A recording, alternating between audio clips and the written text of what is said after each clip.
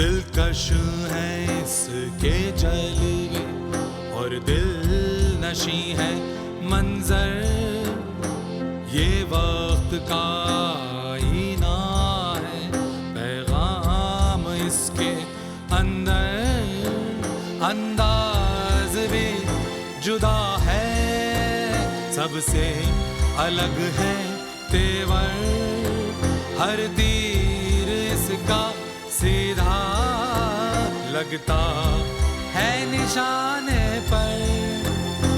ये तरकशे मंटो है, ये तरकशे मंटो है, ये तरकशे मंटो है, ये तरकशे मंटो है। तुम मेरे पास होते हो गोया, तुम मेरे पास होते हो गोया, जब कोई दूसरा नहीं होता। वाह वाह वाह वाह, सुभान अल्लाह, वाह वाह वाह वाह। एक और अर्ज है, आजुर्दा होठ तक न हिले उसके रूबरू, माना के आप सा कोई जादू बयां नहीं। वाह वाह वाह वाह वाह वाह वाह वाह वाह वाह वाह।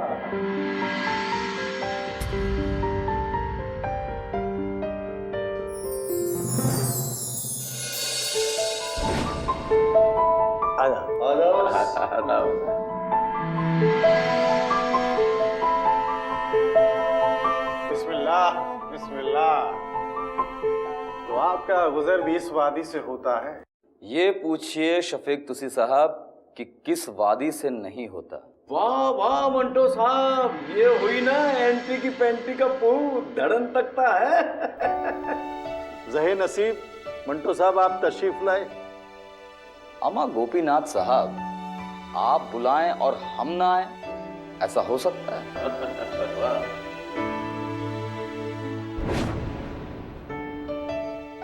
तुसी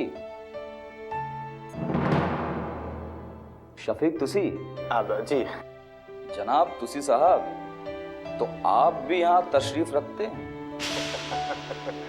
जैसे नाचीज तो हवा का झोंका है हुजूर। आज यहाँ कल वहां, आप जैसे करम फरमाओं का करम है। बेशक।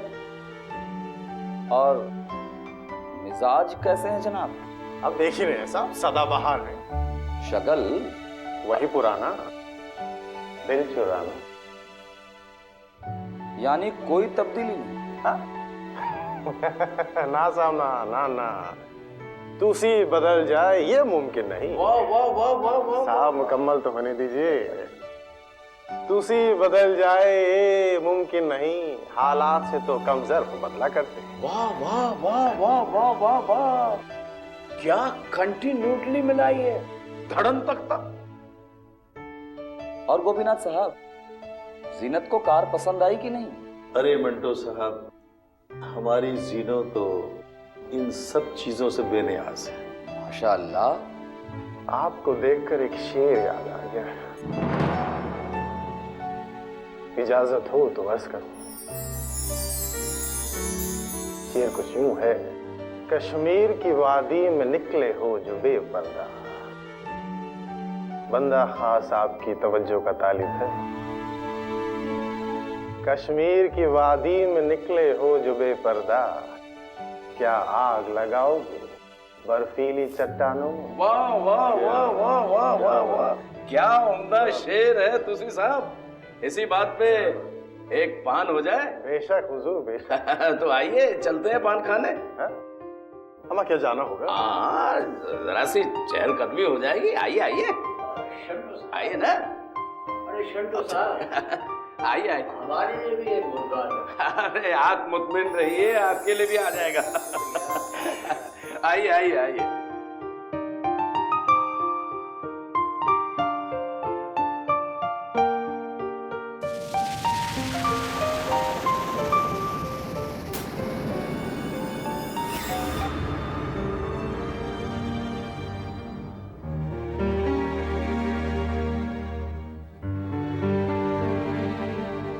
जीनत, आप इस शख्स के मुतालिक कुछ जानती हैं? लेकिन वो तो सैंडो भाई।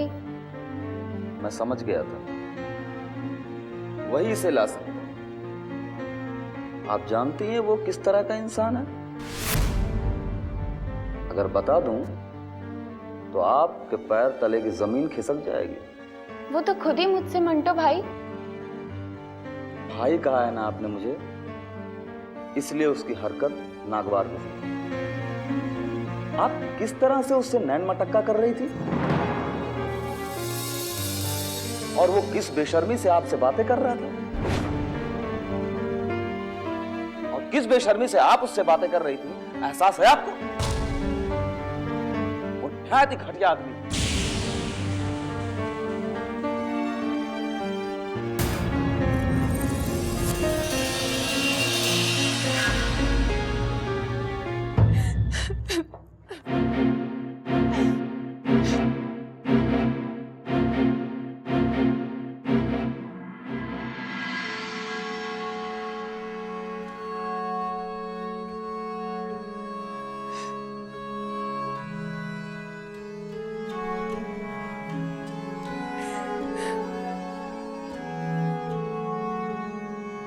मंटो साहब, आइए आप मेरे साथ आइए।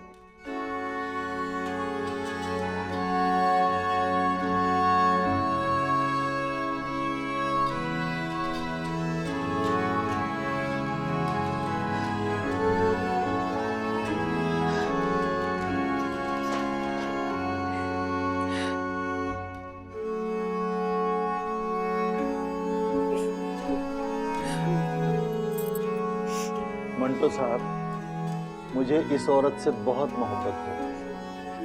2 बरस से ये मेरे साथ है। मैं हजरत गौसे पाक की कसम खाकर कहता हूँ कि कभी आज तक मुझे इससे कोई शिकायत नहीं। और इसकी बहनें यानी इसके पेशे की औरतें मुझे लूट लूट कर खाती रही। मैं हफ्तों उनके पास रहा हूँ, इसको कभी कोई शिकायत नहीं। ये अपना जेवर बेचकर गुजारा करती है। ये तो वाकई इनकी शराफत है। बेशक मंटो साहब, मैं पहले जैसा कह चुका हूं कि मैं बहुत जल्द इस दुनिया से किनारा कश हो जाऊंगा, क्योंकि मेरी दौलत बहुत जल्द खत्म हो जाएगी और मैं चाहता हूं कि ये अपने पैरों पर खड़ी हो जाए। गोपीनाथ साहब, आपका इरादा तो वाकई नेक है। जी मंटो साहब, मैंने इसको लाहौर में बहुत समझाया था कि दूसरी तवाइफों की तरफ देखो, जो वो करती हैं सीखो, अपने पैरों पर खड़ी हो जाओ। मेरी दौलत खत्म होने वाली है। एक दौलतमंद से गुजारा नहीं होता, और भी कोई दौलतमंद ढूंढ लें तो मुझे सुकून हो जाएगा। सही फरमाया आपने। लेकिन मंटो साहब, इसने मेरी एक नहीं सुनी।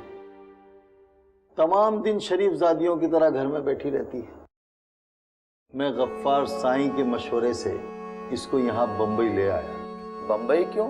भाई, गफ्फार साईं के पहचान की 2 तवाइफें यहाँ एक्ट्रेस हो गई हैं। अब मुझे लाए हुए इसको 2 महीने हो गए हैं। सरदार को लाहौर से बुलवाया है कि इसको कुछ गुर सिखा दे। यानी सरदार बेगम को लाहौर से खास इस काम के लिए बुलाया गया? हाँ, गफ्फार साईं से भी बहुत कुछ सीख सकती है, मगर ये कहती है कि बाबू आपकी बेइज्जती होगी। भला मुझे यहाँ कौन जानता है। मैं कहता हूँ कि बंबई बहुत बड़ा शहर है, बहुत रईसज़ादे हैं, किसी भी एक को पसंद कर ले, खुश रहे। बहुत मुनासिब मशवरा है। मंटो साहब, खुदा की कसम मैं चाहता हूं कि अपने पैरों पर खड़ी हो जाए। मैं 10,000 रुपए फौरन इसके बैंक में जमा कर दूं, लेकिन मैं जानता हूं कि सरदार बेगम एक एक पाई निकाल लेगी और ये बाहर हो। हाँ, वो इस हद तक शातिर तो लगती हैं। आप ही इसे समझाइए कि कुछ चालाक बनने की कोशिश करे। जब से मैंने इसे मोटर खरीदी है, सरदार बेगम और ये शाम के वक्त सेंटर पार्क जाती हैं, लेकिन अभी कुछ कामयाबी नहीं मिली है। हाँ, सैंडो आज मुश्किल से मोहम्मद शफीक तुसी को लाया था। क्या राय है उसके बारे में आपकी? बाबू गोपीनाथ साहब, अगर मैंने शफीक तुसी के बारे में अपनी राय जाहिर कर दी तो भाई, देखने में तो ठीक लगता है, पैसे वाला मालूम होता है, वैसे भी खूबसूरत है। क्यों जीनो, तुम्हें पसंद है वो? मैंने जब शफीक को जीनत के साथ हंस हंस कर बातें करते देखा तो मुझे हैरत ना हुई। तो फिर? यकीनन मैंने नोट किया हामिद साहब कि शफीक तुसी और जीनत की निगाहें आपस में टकराकर कुछ कह रही थी। जीनत उस फन में बिल्कुल कोरी थी। जाहिर सी बात है, शफीक तुसी इस मैदान का पुराना खिलाड़ी ठहरा। हर आदमी जो शफीक तुसी को जानता है वो ये जरूर जानता है 40 बरस की उम्र तक सैकड़ों तवायफों ने उसे अपने यहां रखा। क्या बात कर रहे हैं आप? जी जनाब, ना सिर्फ रखा बल्कि उसे अच्छे से अच्छा खाना खिलाया, उम्दा से उम्दा कपड़े दिए, बेहतरीन मोटर कार खरीद कर दी, मगर उसने अपनी जेब से किसी तवायफ पर एक दमड़ी ना खर्च की। ऐसी क्या खूबी है इस शख्स में? औरतों के लिए जो खास तौर पे पेशेवर हैं, उसकी जालसाज तबीयत बड़ी जाज़िबे नजर है। वो बगैर कोशिश किए उनको अपनी तरफ खींच लेता। ओ, तो जनाब इन खूबियों के मालिक हैं। जी हामिद साहब, शफीक तुसी बड़े शातिर शिकारी। हामिद साहब, जीनत से मुझे इसलिए भी हमदर्दी है कि वो मुझे भाई कहती है।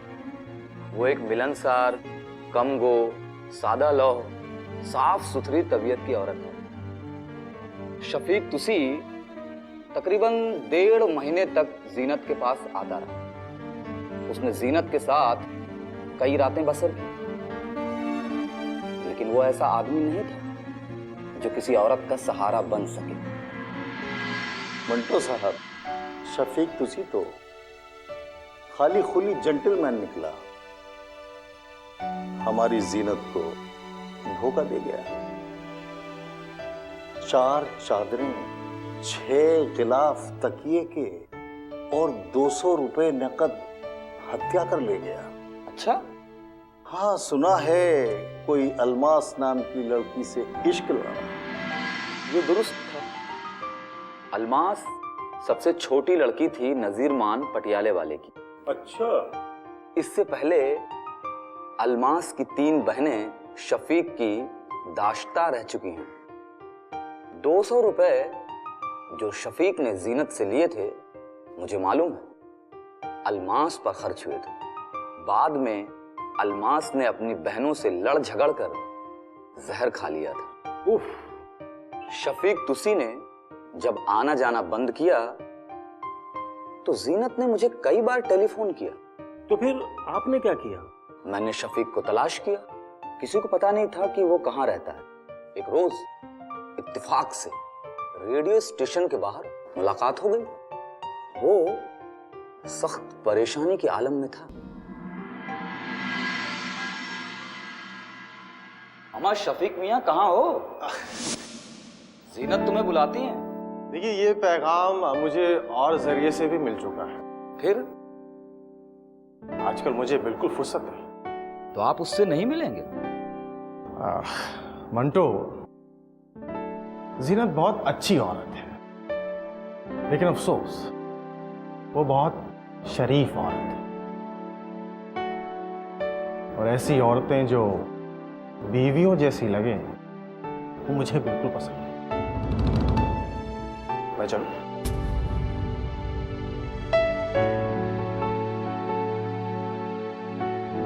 शफीक से जब मायूसी हुई तो जीनत ने सरदार बेगम के साथ अपोलो बंदर जाना शुरू कर दिया। 15 दिन में बड़ी मुश्किल से कई गैलन पेट्रोल फूंकने के बाद सरदार ने 2 आदमी फांसे। उनसे तकरीबन जीनत को 400 रुपए मिले। उधर बाबू गोपीनाथ ने समझा कि हालात उम्मीद अफजा। उन दो में से एक ने, जो रेशमी कपड़ों की मिल का मालिक था, उसने जीनत से कहा कि वो उससे शादी करेगा। बहुत खूब। 1 महीना गुजर गया, लेकिन वो आदमी जीनत के पास न आया। एक रोज मैं किसी सड़क से गुजर रहा था कि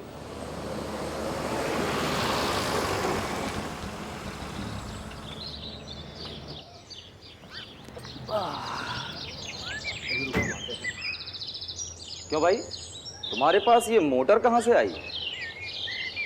तुम जानते हो उस मोटर वाली को? हाँ जानता हूं। तो समझ जाओ कि ये मोटर हमारे पास कहां से आई।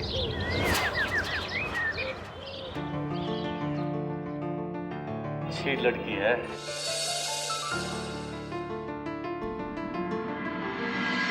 ये बताइए, यासीन मियां की जीनत से कैसे मुलाकात हुई? भाई मंटो साहब, एक शाम एक आदमी को लेकर सरदार बेगम और जीनत नगीना होटल गई थी। वहां उस आदमी से तो कुछ झगड़ा हो गया, वो चला गया।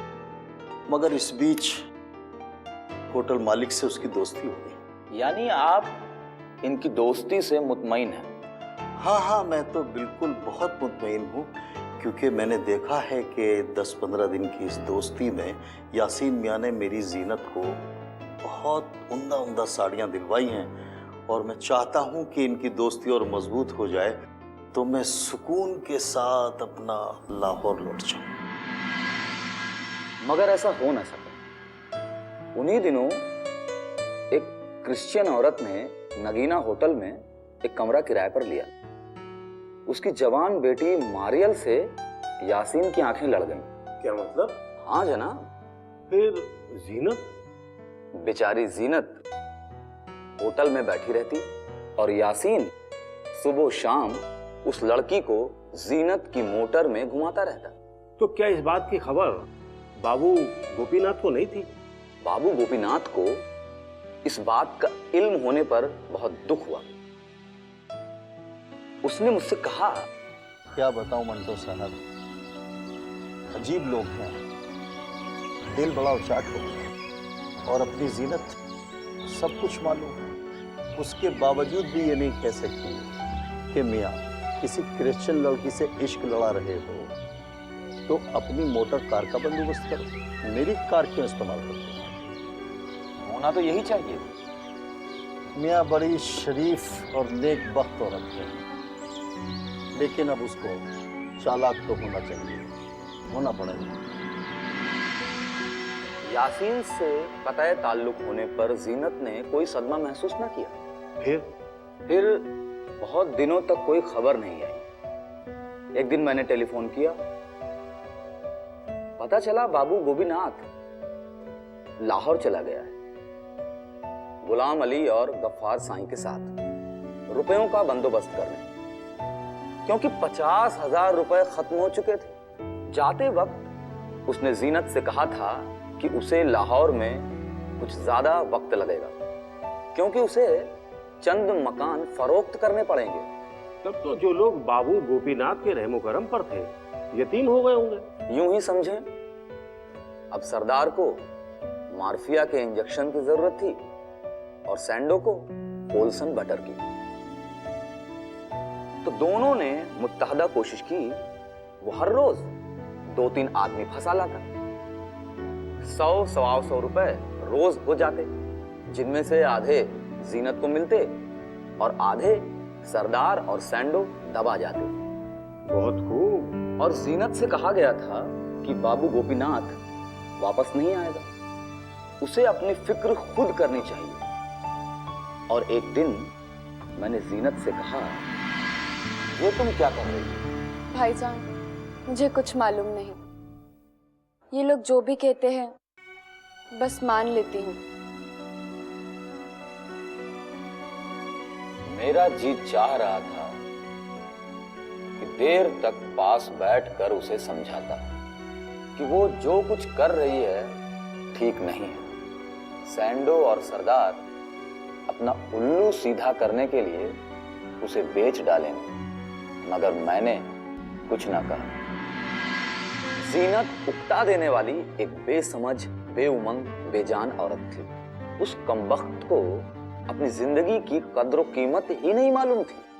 जिस्म बेचती, मगर उसमें बेचने वालों का कोई अंदाज ही नहीं होता।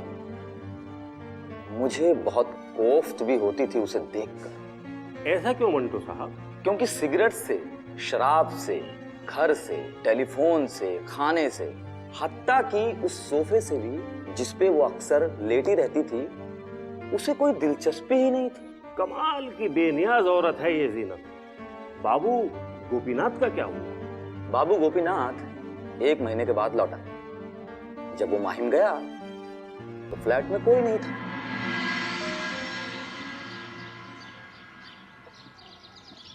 अरे मंटो भाई, कैसे हैं? आधा वर्ष। भाई वो कहाँ है हमारी जीनत? वहां तो कोई भी नहीं। आपको नहीं पता? दरअसल आपकी गैर मौजूदगी में सैंडो और सरदार के मशवरे से आपकी जीनत ने बांद्रा के बंगले का बालाई हिस्सा किराए पर ले लिया था। और मुझे किसी ने खबर तक नहीं की। भाई कैसी है जीनत?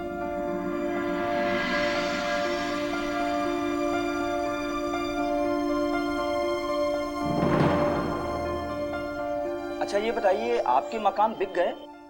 बामुश्किल तमाम 10,000 रुपए ला पाया हूं उनको बेच करके। गुलाम अली और गफ्फार साईं को वहीं लाहौर में छोड़ाया। भाई आप आइए, बांद्रा चलिए मेरे साथ। अरे सेंडो तुम? धड़न तकता है।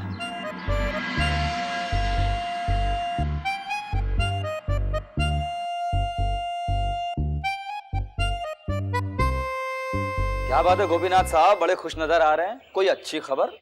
बेपनाह खुशी की बात है। मेरी जीनत का रिश्ता हैदराबाद के एक ऊंचे घराने में हो रहा है। मेरा एक ये ख्वाब था जो पूरा होने जा रहा है। जितने भी पैसे लेकर के आया हूं सब उसके दहेज में खर्च कर दूंगा। दरअसल मेरे दिमाग में उस वक्त कोई ख्याल नहीं था। मैं ये सोच रहा था कि हैदराबाद सिंध का दौलतमंद जमींदार है कौन? कहीं ये सैंडो और सरदार बेगम की जालसाजी तो नहीं? बाद में इस बात की तस्दीक हो गई कि वो हकीकतन हैदराबाद का एक दौलतमंद जमींदार है। हैदराबाद के म्यूजिक टीचर की मार्फत जीनत से उसका तारुफ हुआ। ये म्यूजिक टीचर जीनत को गाना सिखाने की बेसूद कोशिश कर रहा था। एक दिन वो अपने मुरब्बी गुलाम हुसैन को अपने साथ लेकर आया तो जीनत ने खूब खातिर की और गुलाम हुसैन की फरमाइश पर जीनत ने गालिब की ये गजल गमे दिल उसको सुनाए न बने गाकर पेश की। गुलाम हुसैन उस पर जान से फरेफ्ता हो गया। इस बात का जिक्र म्यूजिक टीचर ने जीनत से किया। फिर सरदार और सैंडो ने मिलकर मामला पक्का किया। ओह, तो ये माजरा है। जी, बाबू गोपीनाथ बहुत खुश था। एक दफा वो सैंडो के दोस्त की हैसियत से जीनत के यहाँ गया और गुलाम हुसैन से उसकी मुलाकात हुई। गुलाम हुसैन से मिलकर बाबू गोपीनाथ की खुशी दूनी हो गई। बाबू गोपीनाथ ने बड़े खुलूस के साथ जीनत की शादी का इंतजाम किया। 2,000 रुपए नकद दिए। जनाब अहमद वार साहब की दुख्तर जीनत वार से कलीम बादशाह बिन रशीद बादशाह बाअवज़ 2,000 रुपये महर सिक्का राजुल वक्त आपके निकाह में दी जाती है। क्या आपको ये निकाह कबूल है? कबूल है। क्या आपको ये निकाह कबूल है? कबूल है। क्या आपको ये निकाह कबूल है? कबूल है।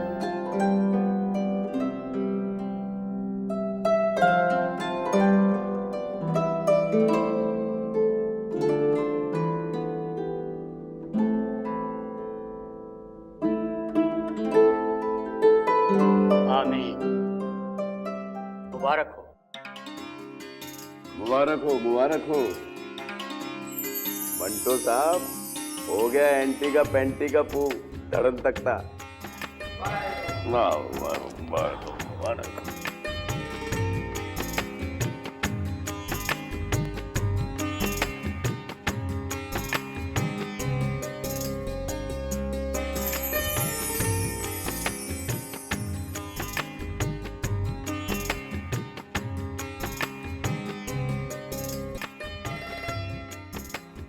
आइए मंटू साहब, देखिए जीन और दुल्हन के लिबास में कैसी लगती है।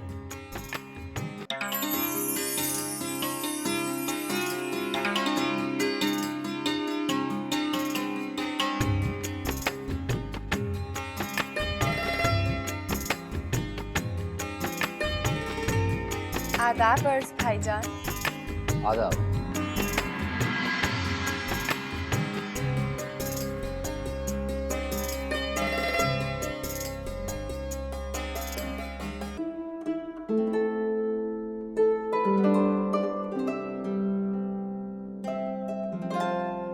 ये कैसा मस्खरापन है? आप मजाक करते हैं भाईजान?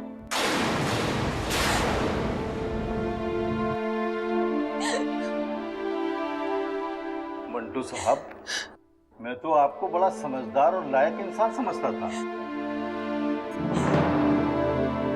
ज़ेनू का मजाक उड़ाने से पहले आपको सोचना तो चाहिए। खुदा तुम्हें खुश रखे।